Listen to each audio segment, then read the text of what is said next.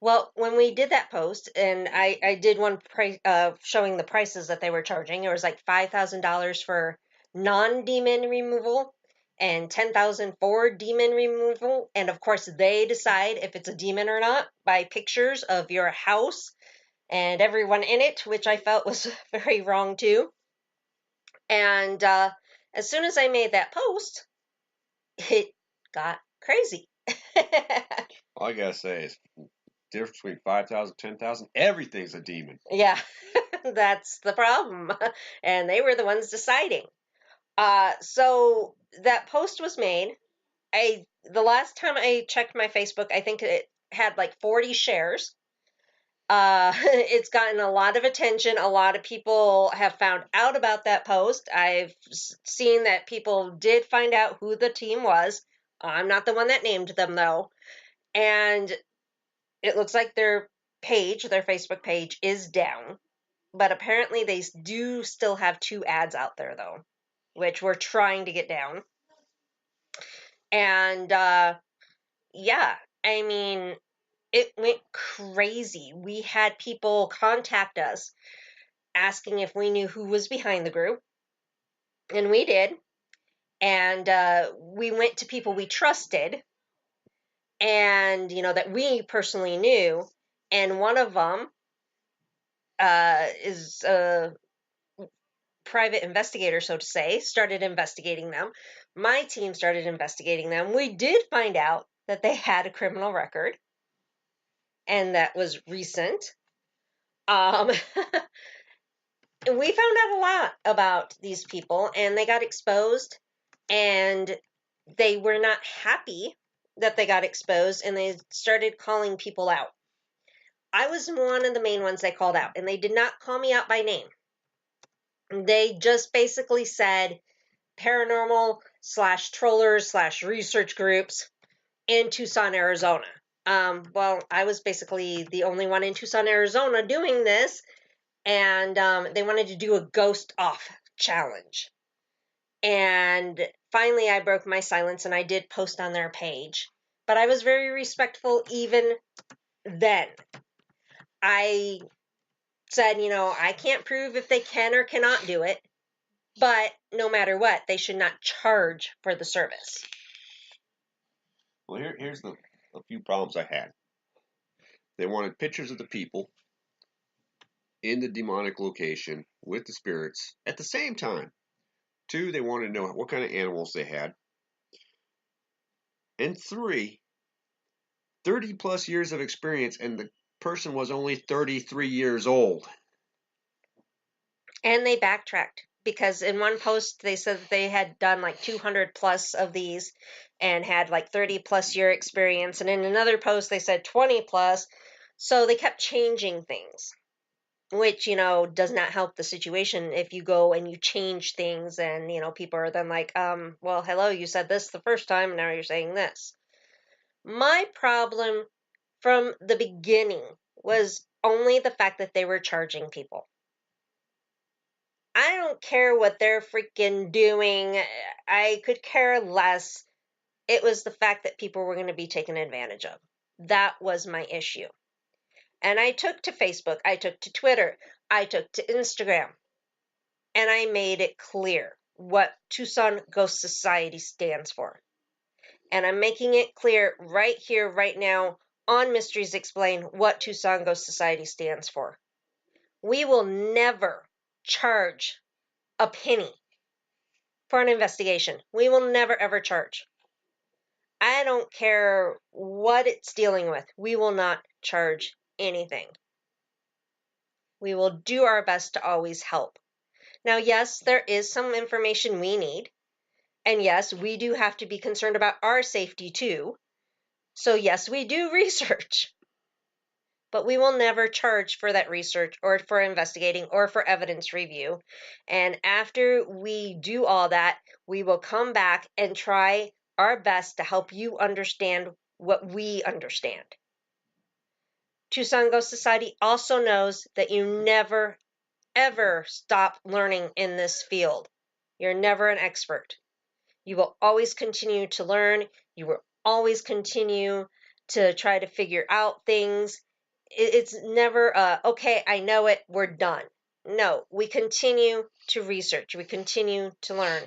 And in fact, we do this every couple months. We pick a new subject to research and learn about.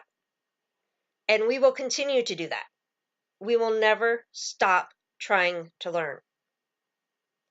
Tucson Ghost Society will also not call ghost to every little thing, because that is one of the other problems in this field, is teams running in and saying, it's a ghost. I dropped a penny, it made a noise, it's haunted. It's haunted. It's a ghost.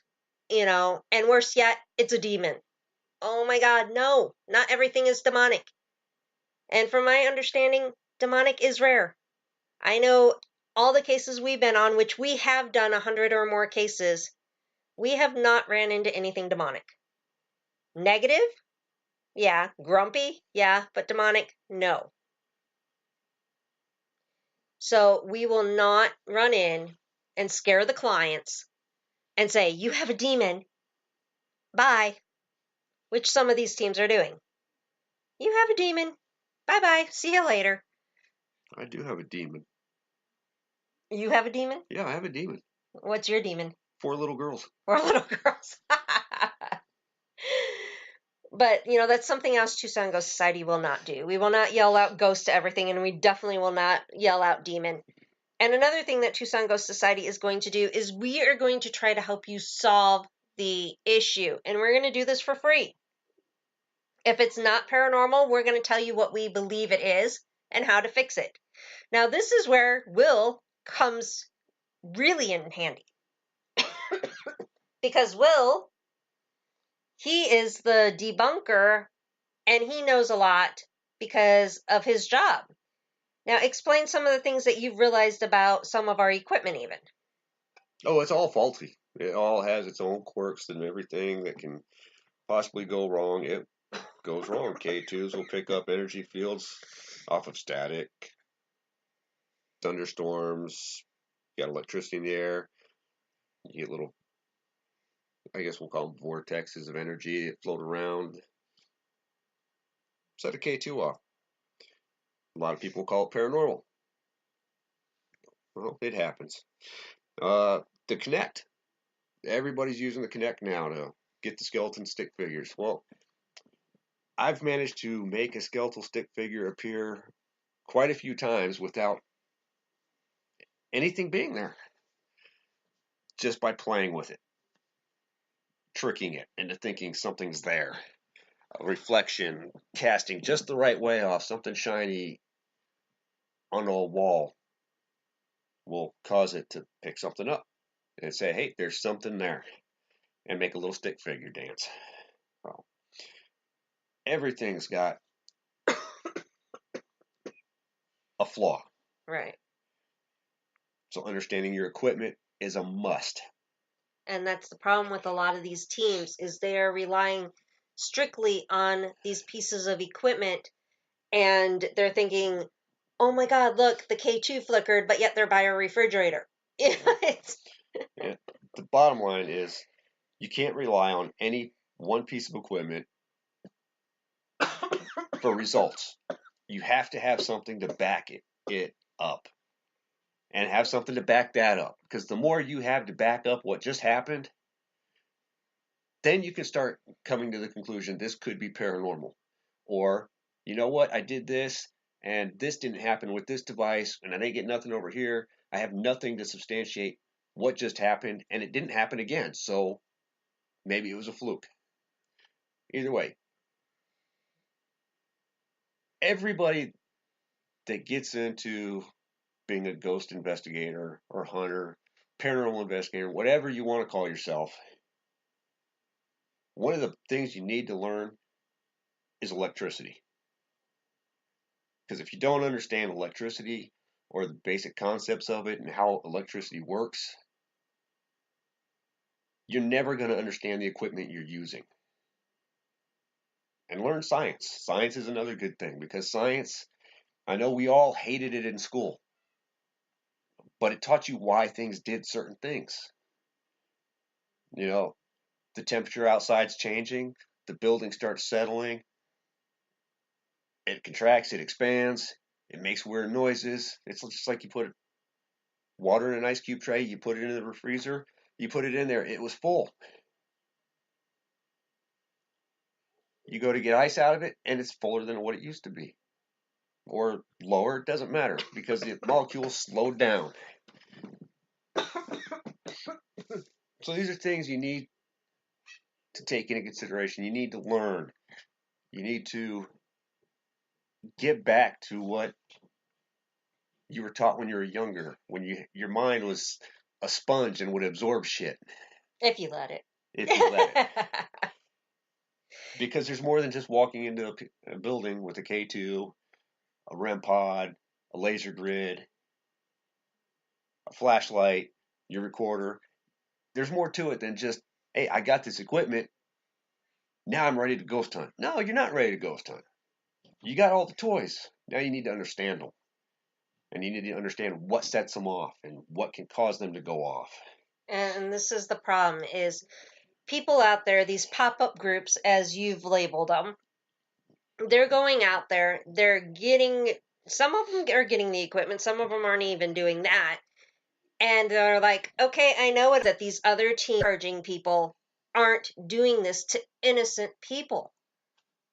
Well, here's, it's the best example I can give, but it's probably the most logical that everybody's going to understand. You have two auto shops. Your car's broken. One says they have ASE certified technicians. The other one just says we got Joe Blow from the neighbor's house to work on cars because, well, we don't want to pay anybody. You're going to go, okay, they have an ASE certified technician. They're reputable. He's gone to school. He's taken tests. He should know his stuff. I'm taking my car there. The RV industry, same way. You have people that work on RVs, and you have RVIA certified technicians that are certified to work on RVs.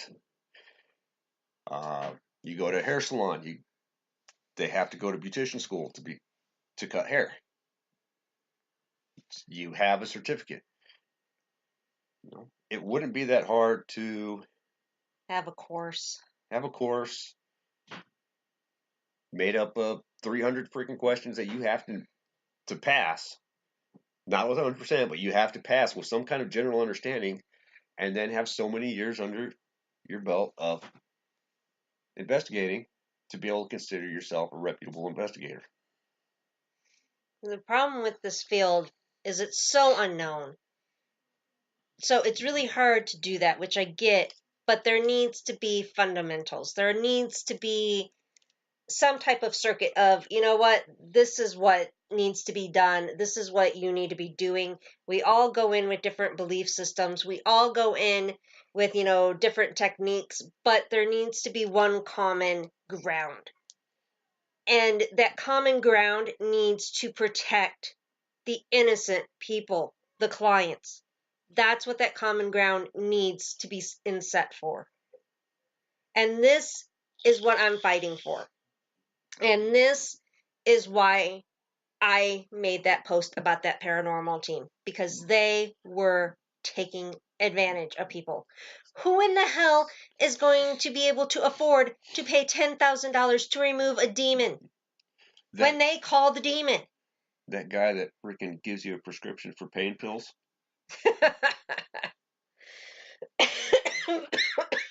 Thank you for making me choke now. But no, no one can afford that. And no one should afford that. And this is why I spoke out. And no, I did not want to expose them and do all this crap. I wanted to stop people from being taken advantage of. That was my goal. I did not want people taken advantage of. And I'm shocked of how much this went out there. I thought, maybe I can save one person from being taken advantage of. Apparently, this has really taken off.